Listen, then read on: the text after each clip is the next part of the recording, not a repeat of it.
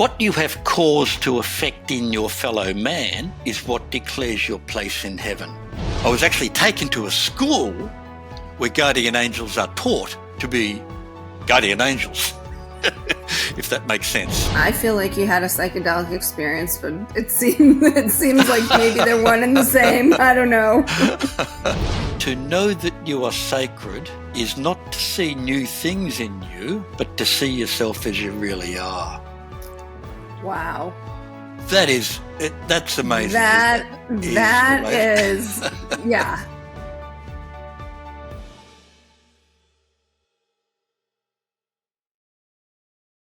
Hi, I'm Dr. Amy Robbins, and welcome to Life, Death, and the Space Between.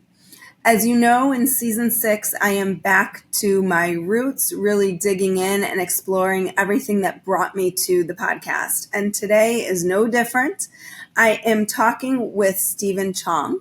Stephen is an Australian-based author who draws his inspiration in his books from themes that relate to us all: love, grief, struggle, and overcoming obstacles. His newest book, The Afterlife, A Journey To, is out now, and we are going to talk today about the different levels of the afterlife, how he came to know them, and what that can teach us about how to live. So welcome, Stephen. Oh, Dr. Amy, it's very good to be with you. Let's get started with just talking a bit about the afterlife and how you came to understand the different levels of the afterlife and what you talk about here in this book. Oh, Amy, it's been an amazing journey. What happened just on 4 years ago now? I had a spiritual awakening experience or near-death experience. I fell off a ladder and hit the ground about 15 foot. I fell off a roof and fractured my neck. And in the period of rehabilitation, I had the title of the book going around in my head. And just by way of background, I'd shut down prior to that, I'd shut down from the writing process, and I'm done. I'm in my mid-60s, I'm retiring, I'm going to plant tomatoes in the garden. but you say I'm in this period of rehabilitation, I'm good for nothing, but this title is going around in my head. And I knew what it was. I knew it was the universe saying, Stephen, there's more for you to do. And I totally resisted. I said, I'm done. I'm finished. Leave me alone. But eventually I've said, I've acquiesced. I said, okay, I'm in. It was, one of those itches you had to scratch, irresistible. Mm-hmm. And said, okay, I'm in. I'll write this book. But the afterlife, what do I know? I know nothing. And you had been on a spiritual path before you fell off this ladder. Yes, I would say so, yes. I've been a very fortunate man in such regard. But this accident brought me to was a point of choice. I could have said, no, I'm done, leave me alone. But and thank the gods that I did say yes, because the learning and the knowledge, the experience has been such a profound one from a life learning point of view that I'm ever grateful for the experience. But I must tell you that what happened, as soon as I was able to sit down in front of the computer and start to write, the revelations were totally extraordinary. I saw the colours, heard the music, and the dialogue was like first person. I'm taking dictation. I'm writing. I'm being shown all of this wonderful information, and I was doing my best to transcribe what I saw and heard. So you were basically just channeling everything about the afterlife. Yes. I had no, when I started, it was a complete leap of faith. I had no storyboard. I had no character, nothing.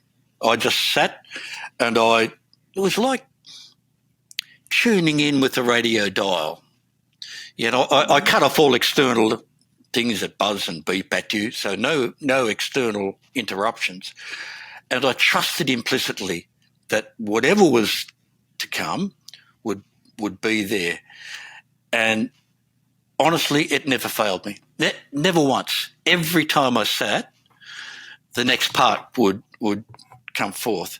And the way I describe it was like being on a train ride, a scenic railway tour of the heavenly realms. I'm seeing through this character's eyes, and he's showing me all these different parts of the heavenly realms, which I did my best to describe. So what made you make the book fiction versus nonfiction? Because it sounds in many ways like it could have just been a channeled text of the afterlife. Like what I was shown happens in the afterlife. Yes, it's a very profound question, and one that I've mused over considerably. Amy, the best I can describe it is the story that come out is one that enables the reader to have a completely subjective experience of the heavenly realms. You know from your many other guests that people have NDEs and they describe what they see, and they're profound experiences. But from a reader's point of view, it's objective. They're looking at someone else having this experience and going, oh, that's cool, that's interesting, whatever. But in this case, as one reads the book, it becomes a subjective experience. So you read the book and you can look at it from the different levels and look at it literally and go, oh, okay, that's good, that's bad, that's rubbish, or whatever you think. So it's at that first level. You could look at a deeper level, the allegories, the stories, the fables. That's profound. But deeper than that, we experience the metaphysical. And that's the exploration where laws, universal laws and isms are revealed, which we can talk about later. But the profundity of the experience for me comes in at the mystical level, where a reader can look at the book and go, or read the book and say, oh, my goodness, that's me. That's my truth. So it's inner truth that gets revealed. And that, I believe, is the reason why the book has been given in this form. So help us see, or can you shed some light on the different levels that Alter, the character in the book, goes through on his journey? Like, what are those? I mean, I know we start with the passages, we move towards redemption, renewal. Can you talk us through what your experience was as you were writing this, what you were seeing as each of these levels, and how do we as humans pass through them? Like, what does this mean in terms of our own understanding of what happens when we die? Oh, that's very interesting. I must tell you, Amy, what happened subsequent to finishing the book. It's about 3 months after the book had been drafted, and as you do in writing these things, you go into edit phase. And I've read it 100 times in edit, and a little those voices in my head said, "Stephen, you've missed something. Read it again." I go, "What? What? Oh, okay." So I've read the book again, and it was like, you've got one of those highlighter pens, the highlighter markers. I read the book again. I saw these law, and I've called them the laws of heaven and earth. They were like reading it, and I saw them highlighted, and so I've written them down. And I've got to tell you, they have made such a profound difference to one's life. Quite extraordinary. That I've been able to apply them. Yeah, again, I'm getting old now. I wish this had happened 50 years ago. But apply these laws to make life a far more profound and better place. So can you tell us what some of those laws are? I just always like my listeners to have Sure. something to take away and apply in their everyday life. Yeah. Well, I won't give you the whole 15, but let me pick one or two. Okay, here we go. Number 3, what you have cause to affect in your fellow man is what declares your place in heaven. And let me explain that one through what I saw. When we pass over, we pass through these. I saw them as profound mists, where one does a life review. So you look at all the things you've done in life, and what I saw was these souls exiting these mists, dressed in these robes, head to toe robes. Some of the robes were beautiful, white, shimmering, golden colours. But there were others, a darker Hessian browny colours. And what I understand is as we go through the life review, these colours in the robes reflect where we go in the heavenly realms. So the lighter colours, the beautiful white colours, you go up into the higher realms, or the darker colours, the brown Hessians, obviously people have done some not so good things, you go down into let's call them lesser levels. That's what I saw. So what are some of the experiences that you saw come through as people move into these heavenly realms? Oh, my goodness. There were quite a number, but I must tell you, the one that stands out most profoundly is, and remember, for your listeners, I'm seeing through this main character's eyes.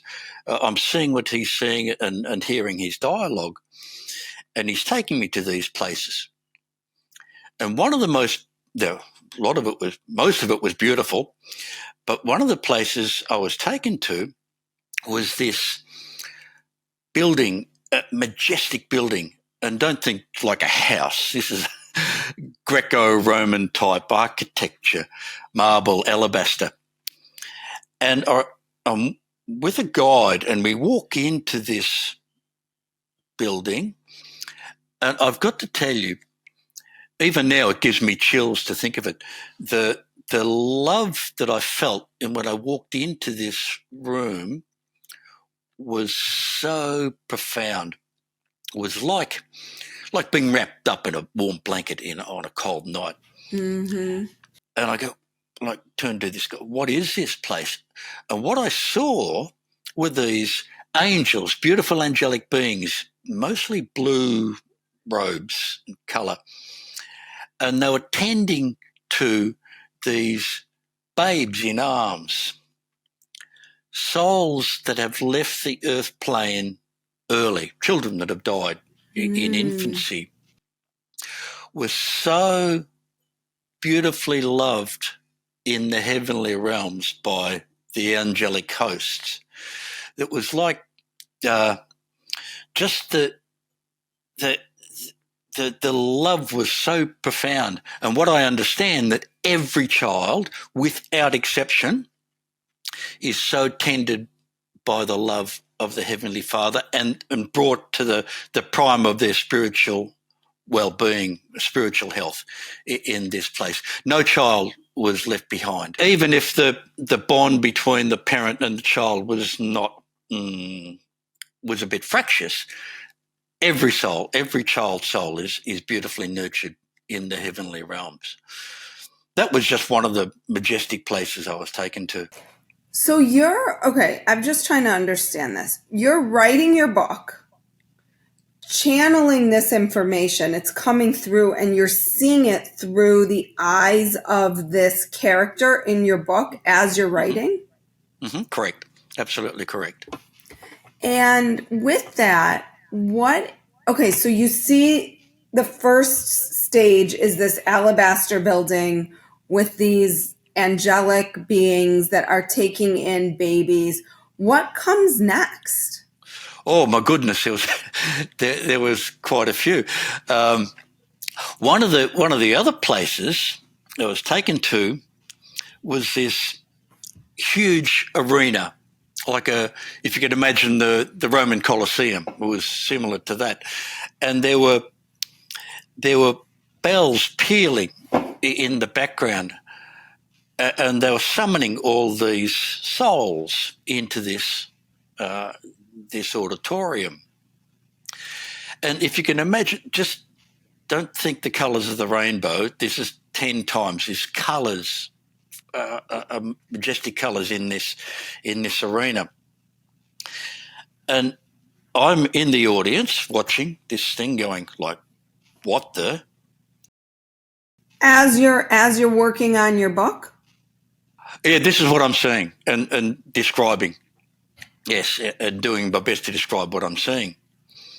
So in the middle of the arena were these lounge chairs, recliner lounge chairs.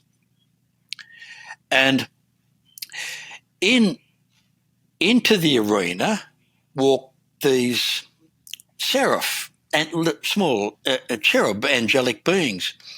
And they have charge of each of the cherubs have charge of a decrepit soul, like they're malformed, disturbed. And they bring in this soul and place them on the lounge chairs. And this lounge chairs kind of wraps them, enfolds them into its care. And then into the arena walks this majestic angelic being, gold and white robes. And he holds his hands up in the air. And he takes the energy, and like around in the auditorium, there's this Om chant. So the whole audio, if you can picture the Om sound reverberating. Mm-hmm. And he takes this energy and he sort of creates this magnetic ball, like a disco ball, if you will, in his hands. And out of this ball shines these laser lights straight into the souls on the lounges. And I'm sort of watching it, doing my best to describe. And then after a while, this angelic being, he sort of folds his hands. He's finished. He folds his hands up and exits. And then each soul on the lounge stands up, and they are totally healed. They are renewed, back to prime. And like what I learnt after that, what I was told, was in this place, this healing arena, is where souls are relieved of burdens imposed by others. So in heaven, sins, if you will, imposed on you by others, you do not wear those burdens. You are relieved of those burdens, those sins. Mm. So if I do bad things to you, to hurt you with intent, you do not bear the consequences of that. You are relieved of those burdens. Okay. So this makes sense in terms of things that I've heard before with regards to a life review, that you don't experience necessarily, you as a soul who crosses over experiences life from the perspective of the people who you impacted, good or bad. Yes, that's exactly how I saw it. Yes. So what are the different levels? Like when we get there, wherever there is, do we first go to that room and heal? Do we start and have the life review, then go to the room, then? Like what are it's a very good how question. does this What work? I saw was after we've done this life review, we are robed in these colours that reflect what we've done. And that then determines where we go in the heavenly realms. So let me describe to you one of the things that I saw. So I was standing on top of a hilltop and watching these souls exit these mists. So you're standing on the hilltop in your mind's eye, writing this book. Correct. That's, okay. Yeah. So these souls are exiting these mists in which the life review has occurred, and many are dressed in beautiful, shimmering white, golden things, but others are dressed in dark Hessian, not so good colours. What happens then, the colours of the robes determine the pathway one then follows. So what I saw was one particular soul, and she'd come out of these mists, and she was dressed in brown, dark, awful, not so good colours. And she tried to go upwards. She obviously had aspirations that exceeded her potential, but she wasn't able to. She had to follow a pathway that was uniquely hers. By virtue of what she had done in the earthly realm, she had to follow the pathway that she uniquely created for herself. In the heavenly realm. Correct, in the heavenly realms. Yes. Okay. So we get these robes after our life review. They're varying colors. I feel like you had a psychedelic experience, but it seems like maybe they're one and the same. I don't know. Well, Amy, I have been asked that. I've never taken a drug in my life, apart from I enjoy a glass of wine. I wouldn't know it. The thing I trip over is something on the ground. It sounds very much like a psychedelic experience, but it certainly wasn't. And as I said before, it's an experience that I'm profoundly grateful for. Not only for the fact of what one has learnt about the earth, the heavenly realms, but also what we've learnt on how to apply the information to our daily life. That, for me, has been the absolute key to this whole experience. Taking what one has learnt, both knowledge and experience, and now applied it to our daily life to make life a better place for ourselves and for the for the people whom we love. So take us through some of the other earthly realms before we think about applying this to everyday life. So you have your life review, then you get your coat that determines kind of where you're headed on your path in the heavenly realms, right? Oh no, you go to heal maybe first. If you love the show, there are several ways you can show the love. You can go to patreon.com at Dr. Amy Robbins, just put in my name, and support the show in any monetary amount you feel comfortable. $5, $10, $20 a month makes the world of difference to me. So I would appreciate if you could support the show. If you're already supporting the show, there aren't enough ways to put into words how grateful I am for that support. It literally has made such a difference to me, and it is what keeps this show going. So thank you so much. Also, make sure you're subscribed anywhere you can get the show. You are following me on Instagram. Please subscribe to my newsletter, dramyrobbins.com, where I do bi-monthly soul wisdoms. I'm going to be getting back to that. I took a little break, but they are coming back. And also you can follow me on Instagram at Dr. Amy Robbins. That is where I'm the most active. That's the social media platform you can find me on the most frequently. And just reach out.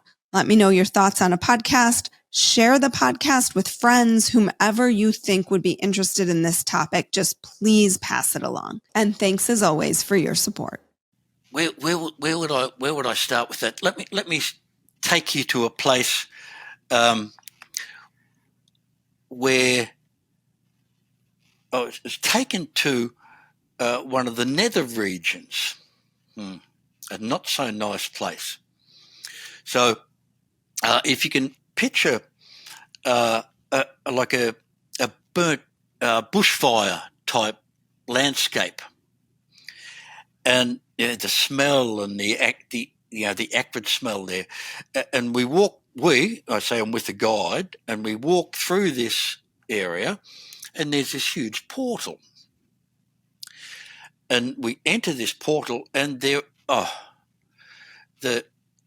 were these angelic beings standing there, but in this place were these vortices, spinning vortexes of power, and it was the feeling was quite horrible. And I turned to the guide and said, "What is this place?" And in each vortex were these souls that were entrapped in this spinning vortex of power.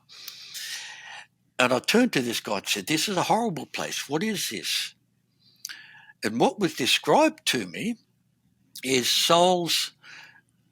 This is not God's judgment, not hell on, not hell, but rather souls are entrapped by choice. Think of the seven deadly sins: greed, wrath, gluttony. Those, and I can't remember the others, but the souls are entrapped within these power vortices until they are able to be contrite, to repent, to say, "I'm sorry," and that releases them from the burdens of these burdens of choice. And these angelic beings were there to, as soon as the soul was able to be contrite and to repent, these angelic beings they were like angels in waiting, and they took the souls away to other parts of the heavenly realms. But that was one of that I called them the nether regions, and that was one of the more heinous places that I saw. And it looked, quite frankly, if that knowledge does not turn one away from errant paths in our earthly realm, I don't know what will. to know like this hell, or a version of hell. Yes. That was the most profound. Well, I would call it, the word terrible comes to mind, but it was not a nice place to be. But to know that it was not God's wrath or judgment, that did not exist. This is not a place of God being judge and jury upon us. Not at all. I did not see that at all. The heavenly realms are love. Everything is love. Never an absence of. So this experience in this vortex world was more one's own ability to recognize one's wrongdoings. Mm-hmm. Absolutely correct. That's exactly how it was. Yes. And as I mentioned, never an absence of love. The angelic hosts are there waiting for us to take us, to embrace us with the love that abounds. So was your experience of that realm that those who were there was a fear, or there is no fear? That's a human trait, fear. Yes, absolutely. I mean, one of the laws that I learnt is, the number one law is, fear not. You are never without the love of the Father.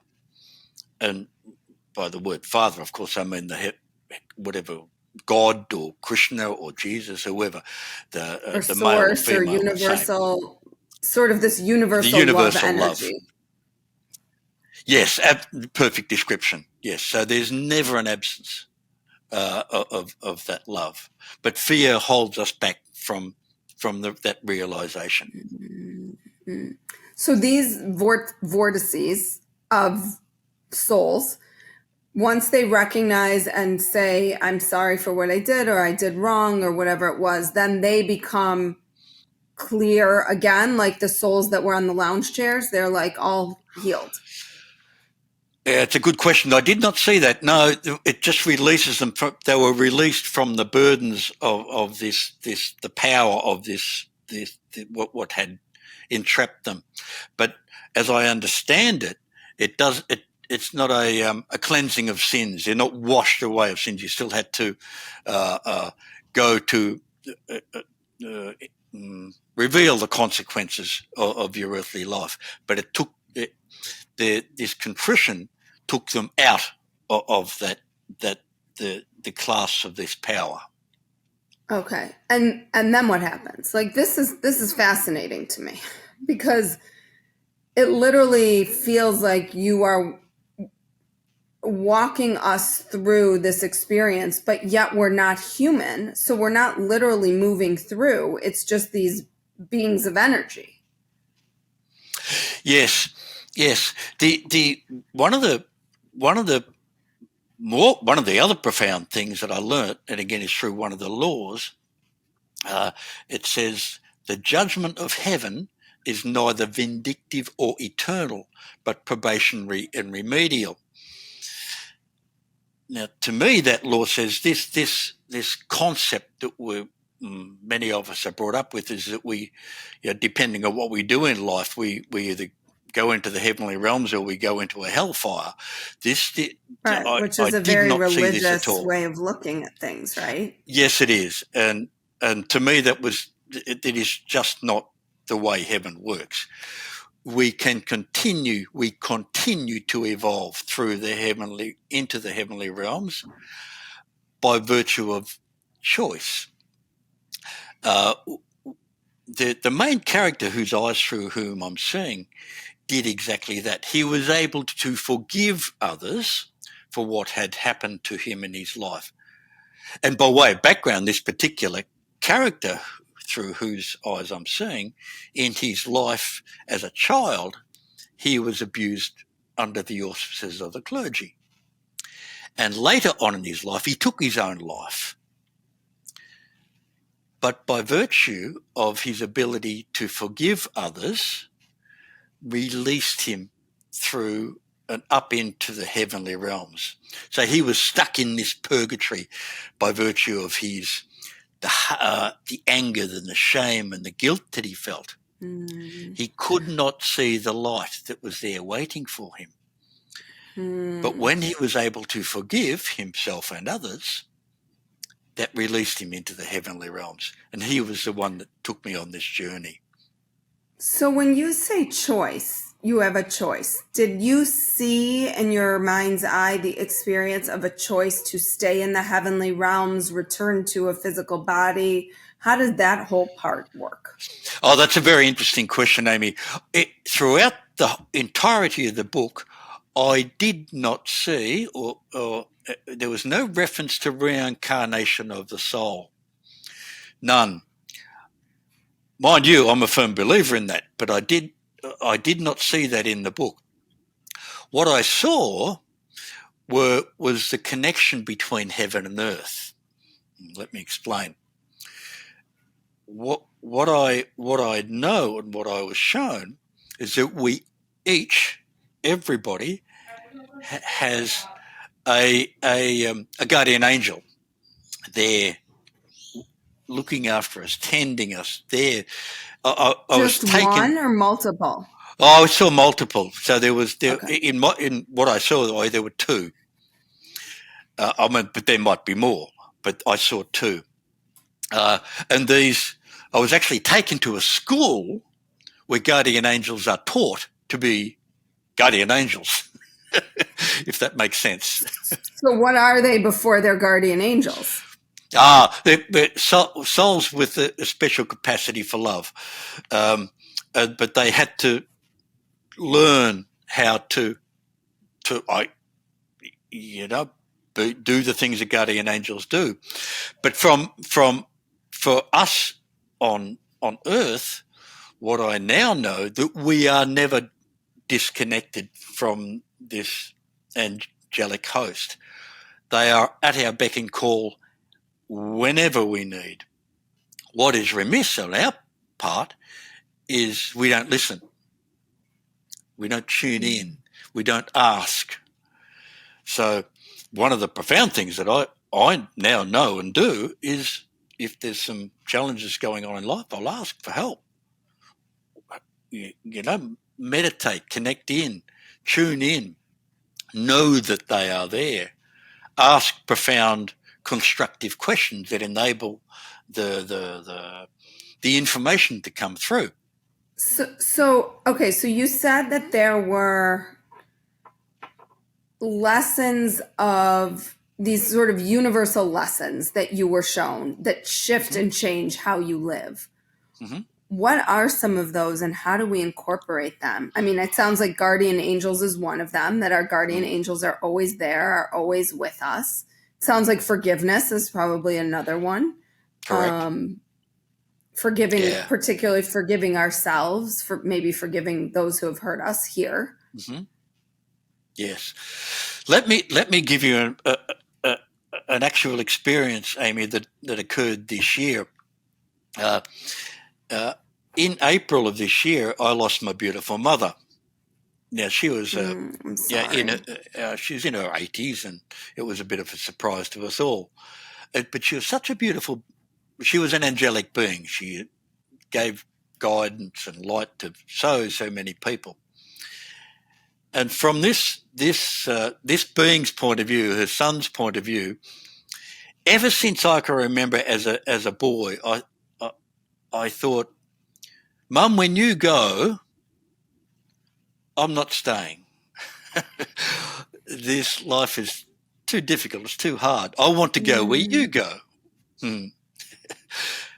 But what's happened with the knowledge I've gained from the writing of this book has now become experiential. And let me explain that. I because I know exactly where she's gone, the level where she's at. I know exactly where to find her in the heart, and I know she's always there, and I know how to contact her, tune in. So for me, she's more powerful now than she ever was. By virtue of the knowledge and the experience, I'm able, yes, there's grief. I feel grief for her not being here in the physical, but the grief has become empowering. It says, Stephen, go forward. I'm with you all the time. The love is that bridge, no separation. That love is the ultimate, the intimate, ultimate connection. So I am here whenever you need. Ask and you will receive. So that alone is worth $1 million in experience. But how do you know what realm she's at? Have you been able to tap in and see that? And now do you feel like your psychic senses are more open, so you're able to tap into things more clearly? Oh yes. What I'm aware of, and remember, you're talking to an imperfect being. I'm still learning how to live life in its profundity, but I now know, and I know what's coming in the foreseeable future. Not exactly sure when, but I know it's close. There is more to be shown. I'm going to be shown higher levels, higher realms. I was taken to a certain level of divinity, if you will, but I'm certain there's more. So watch out in the new year. I'm pretty sure that there's going to be some more revelation, shall we say. I don't know what shape or form they're going to take, but I know they're there. So in your everyday life, are you experiencing these spiritual awakenings daily, like where you're just getting this information? And how has this shifted and changed? This sounds like it would have turned your whole world upside down. Like Oh, suddenly you're absolutely. seeing heavenly realms and understanding everything differently. And I know that you were teaching a lot of this before, but it really took shape in a different way. Oh, absolutely. The interesting thing is, I wouldn't say I'm more in tune, but I put it another way, I more tune in. Whereas before one would, oh, I'm in trouble, please help. So you're calling out for assistance when you think you need it. Now I tune in every day. Now, yeah, whenever I do things, I tune in, I listen, and listen for that intuition, and ask and I mentioned it before, a constructive question. What do I do with this? How do I fix such and such? Where do I go? Because what I know is that I will always get an answer. And like that you get that intuitive feeling. Oh, I've got it. Oh, that's it. I know. Or maybe it's quiet. Maybe there's nothing there. But you wait. It will be there. The answer will come. So when you finished the book, was it just like, I'm just envisioning every day you feel this intuitive pull to write this book. You sit down to write it, your mind's eye opens, boom, suddenly you're in these various realms, almost like a dollhouse, I'm imagining. Like you're going through this dollhouse kind of. You're seeing all these things, and then you just get up from your computer, leave, and then it goes away, and then the next day you sit back down, boom, it opens again, and you keep going through these spaces. Oh, that's a very interesting question. What I did was when I would when writing the book, I would get up in the morning, and like we've all got stuff to do, things to business or whatever it might be. But I would say to spirit directly, okay, at 1:00 you're on, and you've got 2 hours. Because I'm very precise. That's what I did. So at 1:00, I would sit. Now it was remember, then I create a bubble around me, like the cone of silence in Get Smart. No interruptions, nothing that beeps and buzzes at you. Turn off emails and that sort of rubbish. And I would trust implicitly that whatever was to come would be there. That was important. I knew that it would be. I never knew what it was. I knew like the stage in the book that I'd got to, but I never knew it was coming. I had no idea. But I trusted implicitly that it would be there. And it always was. Always. And then you'd sit there, have a cup of tea and go, oh, got it. Oh, and then start to write and start to transcribe. That's how it So happened. let me guess another universal law. Trust.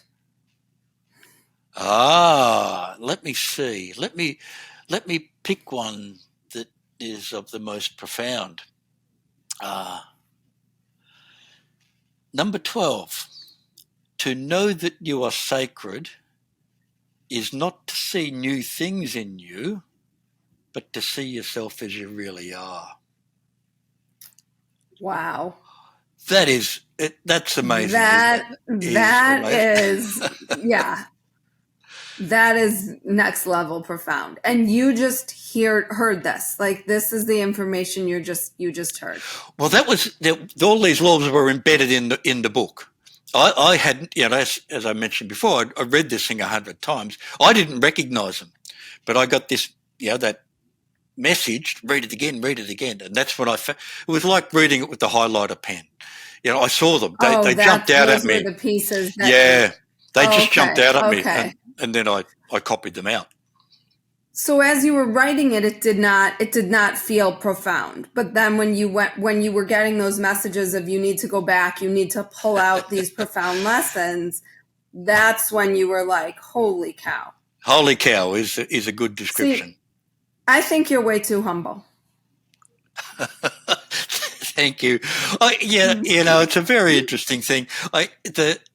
I Which see is myself. beautiful. I don't know that you could be too humble. I say that tongue in cheek, but like, I just am so moved by what you said, by how profound your experience was. And yeah, it's just unbelievable to me.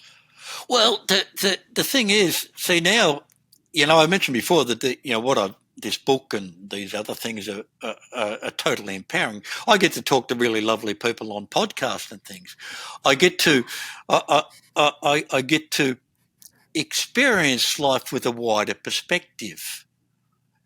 Before, with limitations of what one believed in and what one thought was right, that perspective is now much wider.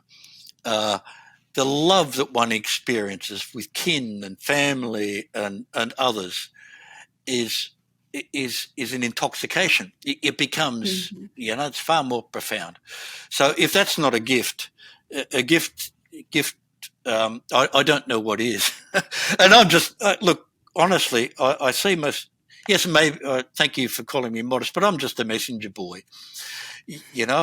I'll tell my story as best I can, and if this is a ripple effect, I tell you and you tell many, and the